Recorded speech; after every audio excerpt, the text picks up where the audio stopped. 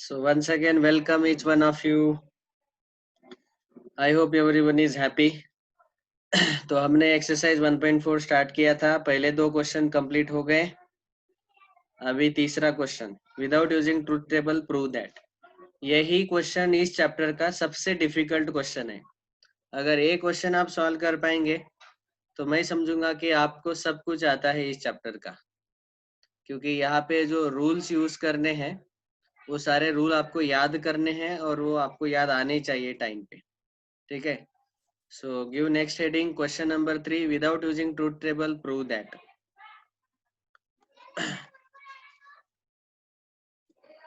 So question 3, हम इसमें से जो पहला है वो सॉल्व करेंगे क्वेश्चन. अभी हम डायरेक्ट सॉल्यूशन लिख रहे.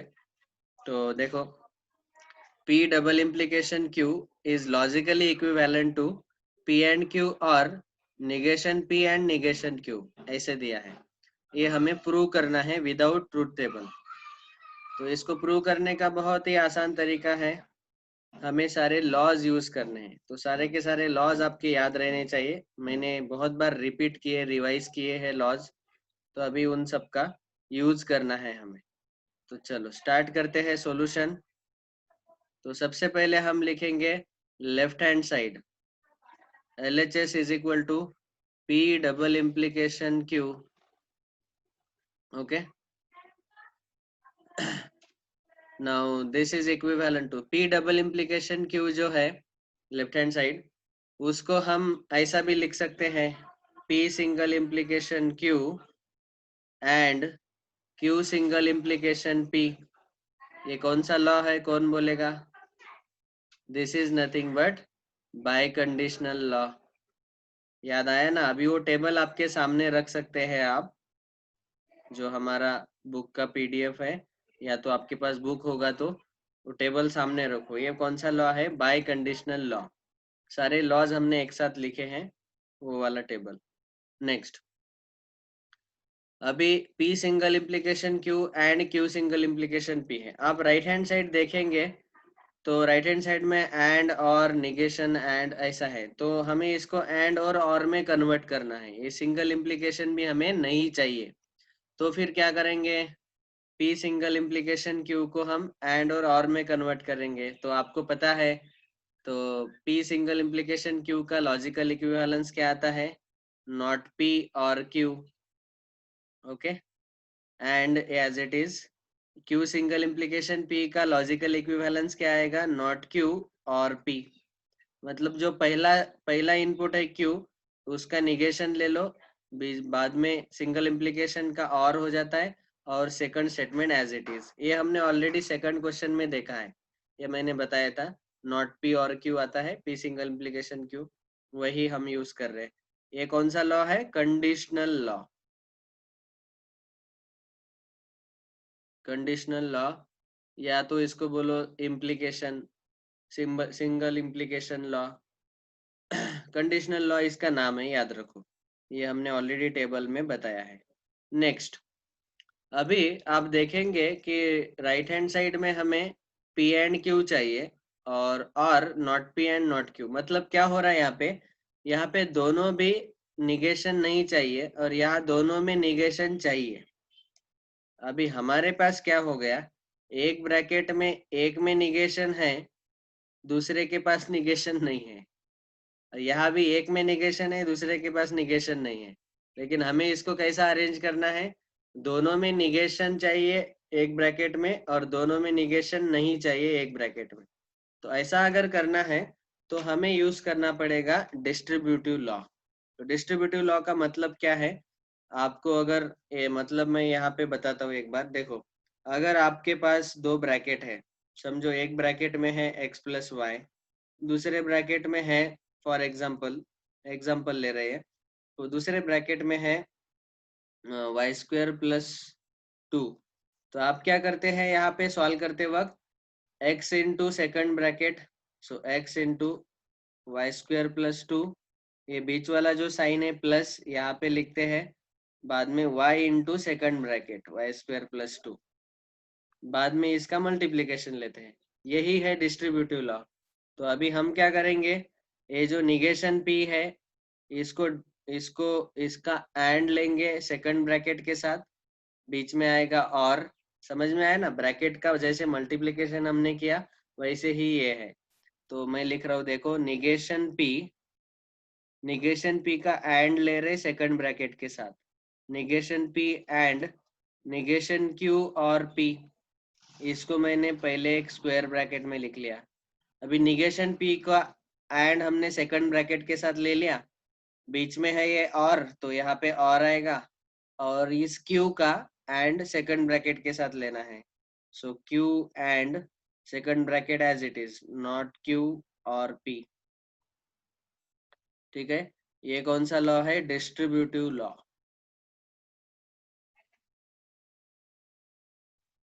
देखो, जब हमारे मैथ्स में यहाँ पे मल्टीप्लीकेशन रहता था तो हम क्या लिखते हैं? x into Y square plus two, और यहाँ जो प्लस साइन है वो ले लिया, और y into Y square plus two. वैसे ही यहाँ पे क्या लेना पड़ेगा? Negation p and second bracket. Okay, negation p and, not q और p, और बीच में आएगा यहाँ पे ये वाला जो और है वो यहाँ आएगा, और एक q एंड सेकंड ब्रैकेट। ऐसे डिस्ट्रीब्यूटिव लॉ। समझ में आया सबको? ओके, नाउ अभी फिर से हम, ऑफ कोर्स यहाँ पे आप लॉजिकली इक्विवेलेंट का भी सिंबल यूज कर सकते हैं, क्योंकि ये सारे लॉजिकल इक्विवेलेंसी है, हम लॉ का यूज कर रहे हैं, या तो इक्वल टू लिखा तो भी चलेगा। नेक्स्ट, अभी यहाँ पे नॉट पी जो है, इसको हमें इस ब्रैकेट के साथ एंड लेना है। यहाँ फिर से हम डिस्ट्रीब्यूटिव लॉ यूज करेंगे। तो देखो, यहाँ पे not P and not Q आएगा एक ब्रैकेट में, not P and not Q, बाद में बीच में है ये और, तो यहाँ पे और लिख लिया मैंने। ठीक है ना?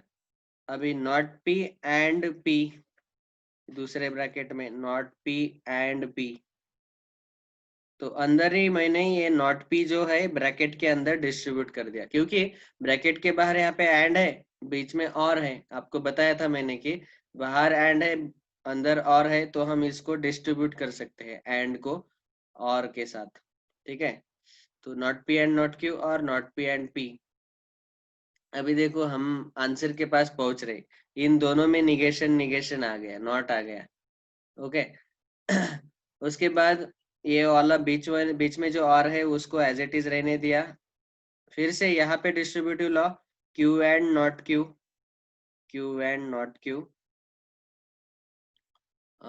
और क्यू एंड, बीच में जो है ये और है, तो ये और यहाँ पे आएगा, क्यू एंड पी, दूसरे ब्रैकेट में Q and P, square bracket complete. फिर से यहाँ रीजन क्या आएगा? Distributive law, distributive law. Distributive law सबको याद है कि नहीं? एक बार दिखा देता हूँ, क्योंकि हम यूज कर रहे हैं ना उसको। देखो, डिस्ट्रीब्यूटिव लॉ हम कैसे यूज करते हैं, ये टेबल हमने पढ़ा है। डिस्ट्रीब्यूटिव लॉ देखो, P एंड Q और R अगर ऐसा है, तो फिर हम क्या करते हैं? P एंड Q एक ब्रैकेट में, और P एंड R दूसरे ब्रैकेट में, और बीच में ये ब्रैकेट के अंदर का सिंबल है यहाँ पे बीच में, और बाहर और है तो P और Q एक ब्रैकेट में, P और R दूसरे ब्रैकेट में, और बीच में ये एंड जो ब्रैकेट के अंदर था ये यहाँ पे आ गया। समझा? तो यही इसी क्वेश्चन में भी हम यही यूज कर रहे हैं।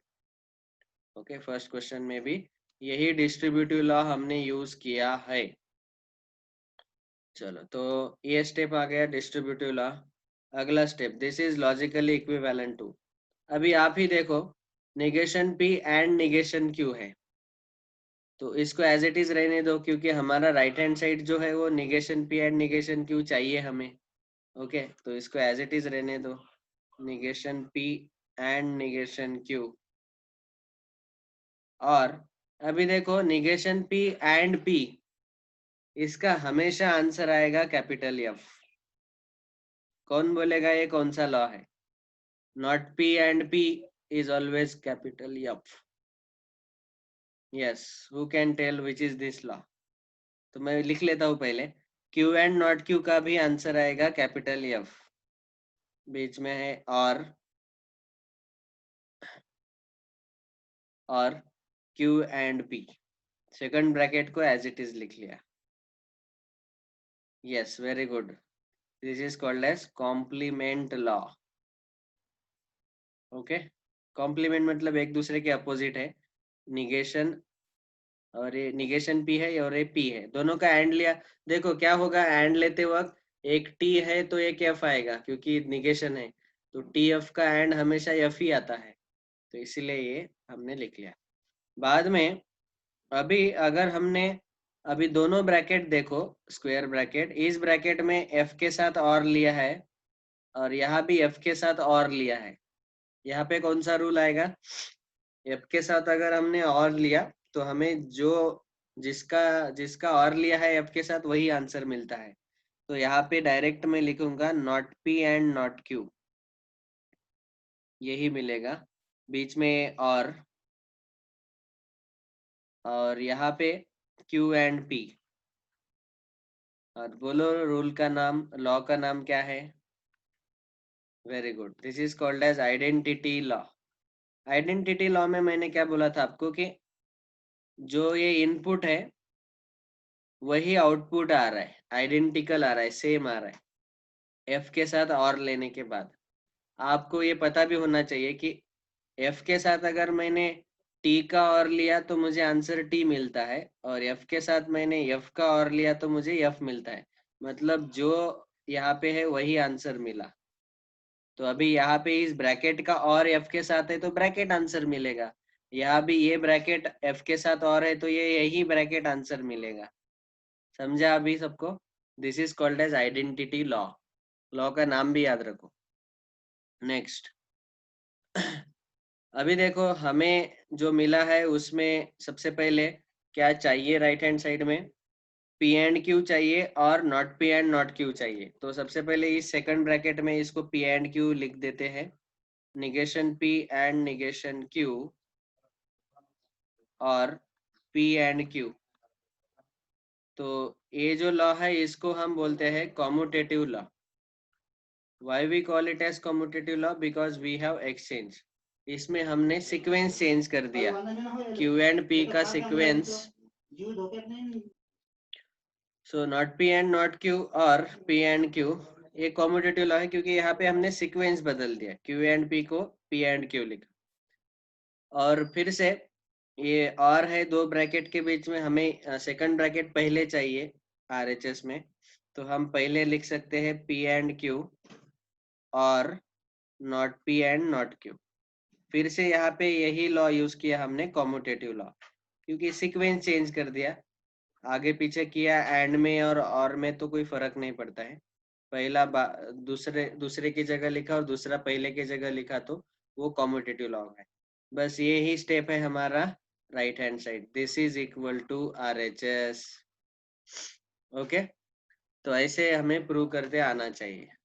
पूरा एक ही क्वेश्चन ने हमारा पूरा टेबल रिवाइज कर दिया, क्योंकि ऑलमोस्ट सारे के सारे लॉज यहाँ पे यूज हो गए हैं। अच्छे से इसको रिवाइज करते रहो तो ये आपको और अच्छे से समझ में आएगा। ठीक है, अगले जो क्वेश्चन है हम अगले पार्ट में डिस्कस करेंगे, क्वेश्चन नंबर 2, 3, 4। All right. अभी यहाँ पे मुझे एक चीज और बताना था कि पी डबल इम्प्लीकेशन क्यू का लॉजिकल इक्विवेलेंस सॉल्व्ड एग्जांपल में ये भी मिला था। ओके, तो negation of P and not Q and negation of Q and not P. तो इसको सॉल्व करते वक्त भी उन्होंने पहला स्टेप यही लिया, P single implication Q and Q single implication P. यहाँ पे एक्चुअली इन्होंने रीजन नहीं लिखा इस स्टेप का, इस स्टेप का रीजन आएगा बाय कंडीशनल लॉ। बाद में सेकंड स्टेप में इसको सिंगल इम्प्लीकेशन को और में कन्वर्ट कर दिया, नॉट पी और क्यू एंड नॉट क्यू और पी, ये कंडीशनल लॉ यूज किया। और फिर यहाँ पे डी मॉर्गन्स लॉ उल्टा यूज किया, मतलब निगेशन कॉमन लिया तो यहाँ पी एंड नॉट क्यू आएगा, और यहाँ भी निगेशन कॉमन लिया तो क्यू एंड नॉट पी आएगा। तो डी मॉर्गन्स लॉ जो है वो उल्टा यूज किया यहाँ पे। तो ये वाला भी आपको याद रखना है, मतलब पी डबल इम्प्लीकेशन क्यू वाला ये भी आंसर आ सकता है, या तो अभी जो हमने एक्सरसाइज में देखा ये भी आंसर आ सकता है। ठीक है, और CT में ये शॉर्टकट है, अभी आपको सीधा सीधा याद रखना है। All right, so thank you very much, we will continue in the next part now.